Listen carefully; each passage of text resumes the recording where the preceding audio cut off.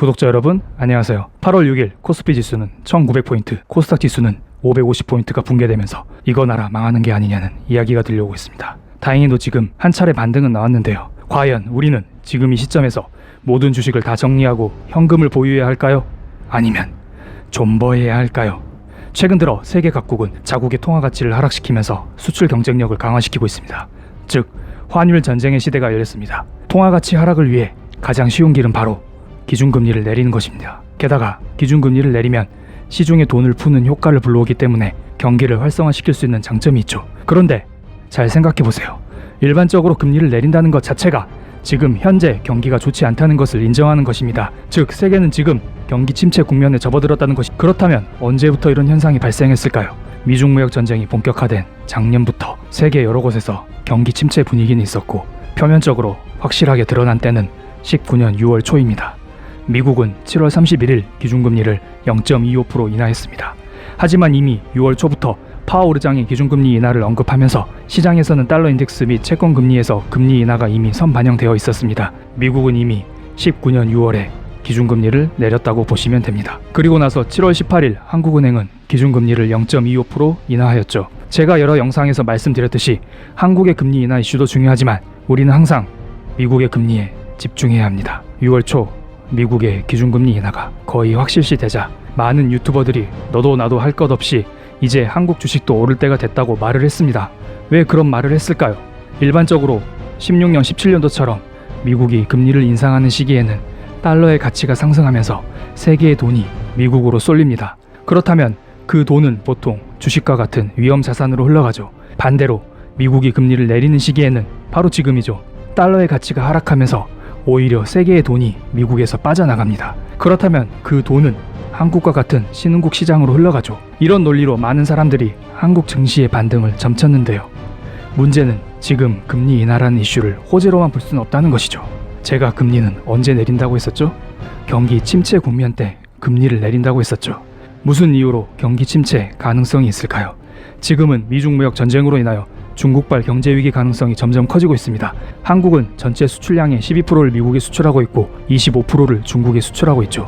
그만큼 중국의 의존도가 매우 큰 나라입니다. 당연히 중국발 경제위기가 오면 한국의 수출액은 더욱더 감소하겠죠. 아시다시피 코스피 지수는 한국의 수출 금액과 비례하여 움직이고 있습니다. 어쨌든 이러한 중국발 경제위기에 대한 우려는 한국의 수출액 감소 그리고 코스피 하락을 유발시킬 것입니다. 지금 당장 중국발 경제 위기가 오지 않았지만 이러한 걱정으로 인하여 한국의 수출액은 계속 감소하고 있는 중이고 이와 함께 코스피 지수도 지속적으로 하락 중입니다. 그렇다면 한국 주식시장이 본격적으로 반등하기 위해서는 미중 무역 합의가 이루어져야겠죠. 하지만 미중 무역 합의는 단기간에 이루어지지 않을 거라 봅니다.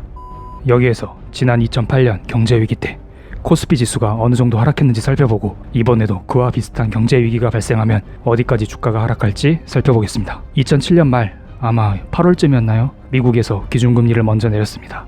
그리고 2007년 10월 다우지수는 꼭지를 찍고 수직 낙하하기 시작했습니다.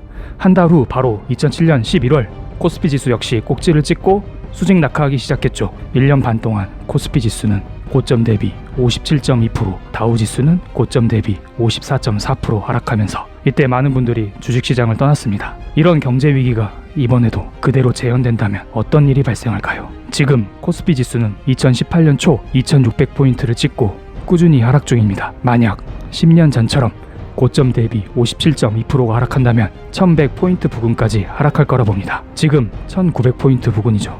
아직 800포인트 남았네요. 경제위기가 올 것 같다고 생각하시는 분은 지금 당장이라도 주식을 팔고 물 떠다 놓고 1100까지 떨어지기를 기도해야 합니다. 하지만 저의 영상을 꾸준히 봐오신 분들은 아시겠죠? 경제위기는 그리 쉽게 오지 않습니다.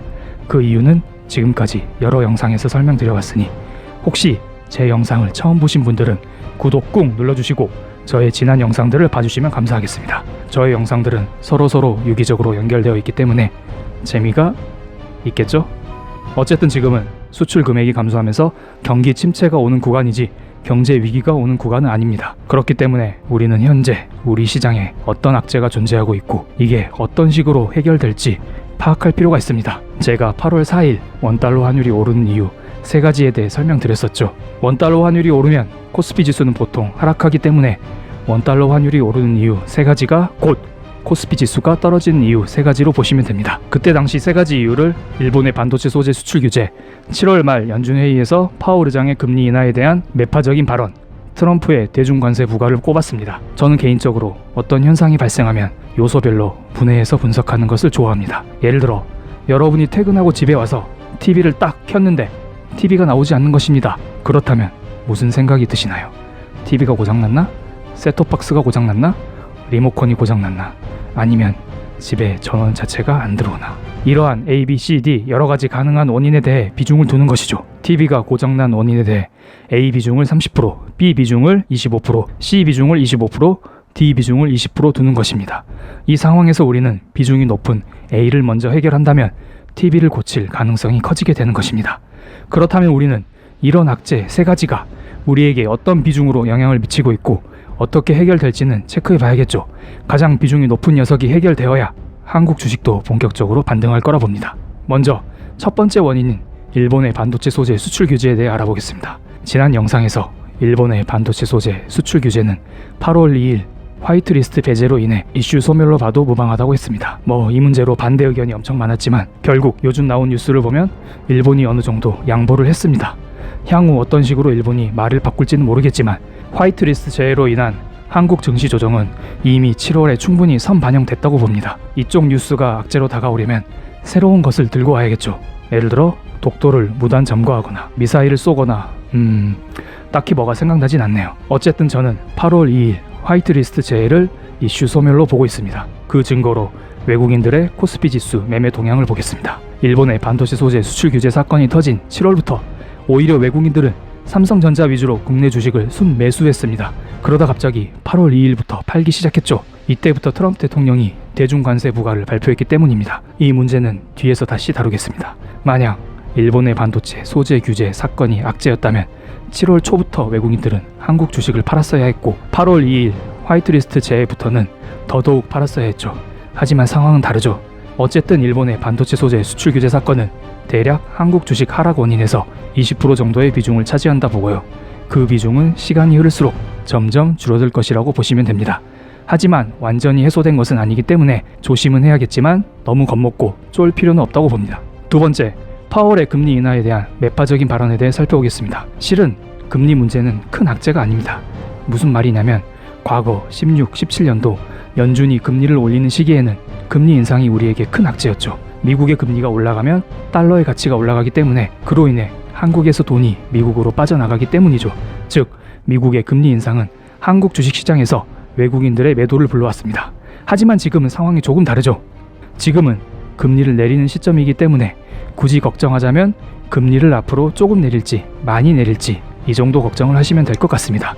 그래서 금리 문제는 한국 주식 하락 원인에 대해 10% 비중만 두겠습니다. 아니 이거 다 문제 없는데 왜 한국 증시는 이 모양인가요? 도대체 나머지 비중 70%를 차지하고 있는 것은 무엇일까요? 지금 상황에서는 기준금리 인하를 유발시키기 위해 지금 벌어지고 있는 미중 무역 전쟁에 더욱 집중해야 합니다. 한국 주식시장은 미중 무역 전쟁이라는 악재 속에 18년 초부터 꾸준히 하락 중이었습니다. 하지만 19년 7월 들어 일본의 반도체 소재 수출 규제로 인하여 크게 한 방 먹었죠. 그리고 이제 좀 정신 차리려고 했는데 갑자기 트럼프 대통령이 트위터에 3천억 달러 중국 제품에 대해 10% 추가 관세를 부과하겠다고 발표했습니다.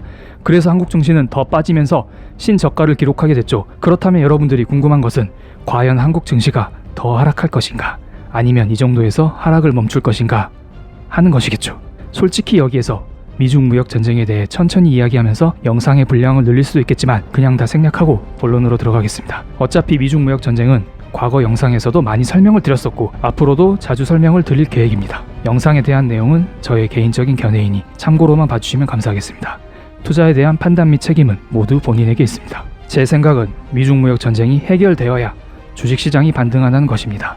그래서 지금 반등은 일시적으로 보는 게 맞고 앞으로 추가 하락 가능성도 열어둬야 한다는 것입니다.